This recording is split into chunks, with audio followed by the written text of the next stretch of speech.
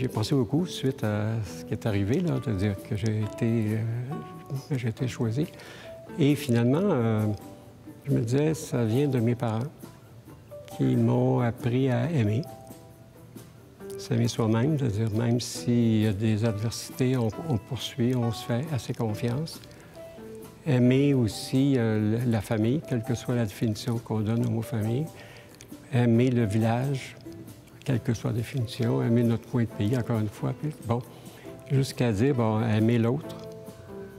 Elle l'aimait assez pour améliorer son environnement pour qu'il puisse, comme on dit à l'UNESCO, naître avec la paix dans le cœur. Et c'est ce qu'on cherche. Et ça, je suis passé de plusieurs formations parce que, à la base, je suis architecte. Je suis devenu urbaniste. Et j'ai fait aussi des études au MBA. Le monde est plein d'opportunités. Et il suffit de commencer de façon modeste dans son village, puis on va évoluer, puis on va grandir. Et qui sait où est-ce qu'on se rend. Alors, donc, c'est pas du tout prémédité, tout mon cheminement. C'est par hasard que je suis arrivé comme ça.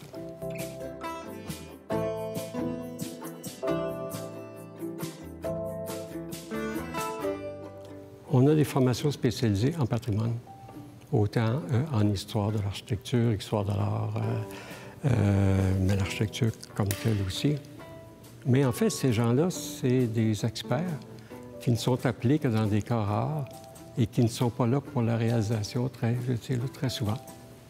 Alors, si on forme des gens qui, dans le quotidien, apprennent des connaissances qui ont été développées, mais les appliquent dans leur quotidien, on va arriver à avoir une masse critique qui vont travailler pour le patrimoine.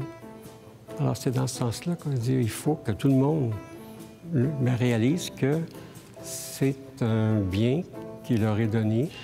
Il faut le protéger, il faut le mettre en valeur et on verra ce que ça donne. Mais il reste que si, un peu comme pour l'environnement maintenant, là, tout le monde en parle, bon, alors, le patrimoine, c'est un peu ça aussi.